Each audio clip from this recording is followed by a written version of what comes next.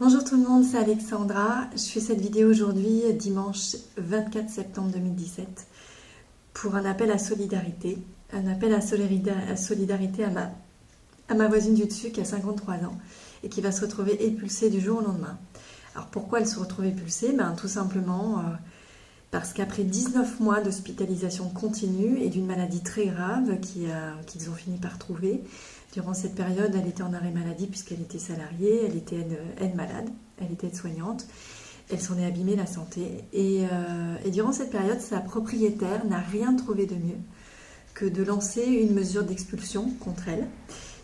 Pourquoi? Parce que durant cette période où elle a été malade, où elle ne pouvait absolument rien gérer, elle ne tenait plus debout, elle a été totalement prise en charge par les cliniques, et bien la sécurité sociale, pendant plusieurs mois, ne lui a pas payé ses frais d'indemnisation, son indemnisation mensuelle.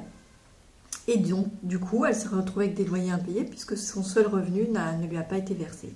Et donc, du coup, ça a pris des proportions colossales parce que quand ce genre de procédure démarre, au lieu que tout le monde se réunisse, l'agence, la propriétaire et éventuellement les services sociaux trouvent des solutions intelligentes et constructives, eh ben non, on rajoute des majorations, la banque se sert, l'agence se sert, les huissiers se servent.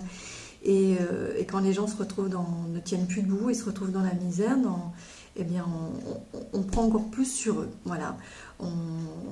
Les pauvres sont les vaches à lait de la société, du système.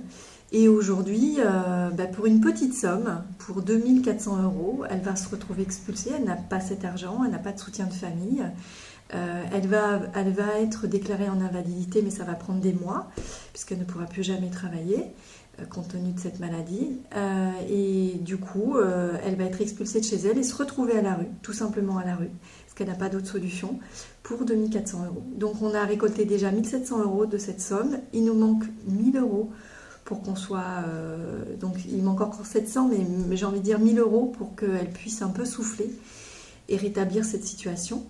Il y a des vices de procédure dans ce dossier puisque elle n'a pas été convoquée par le tribunal, elle n'a pas reçu la convocation au tribunal quand son dossier est passé en jugement. Et nous allons dès demain, lundi 25 septembre, aller à la DIL, à l'association de défense des locataires, pour comprendre, pour qu'elle puisse être conseillée par rapport à ce dossier. Et nous allons aussi contacter des avocats, qu'elle est une assistante juridique, pour faire arrêter la procédure. Mais dans tous les cas, elle a l'obligation de payer cette somme dans les plus brefs délais. Donc si on pouvait récolter ces 1000 €, on peut le faire. Je suis assez émue de me dire qu'elle peut se retrouver à la rue pour 1000 € qui restent.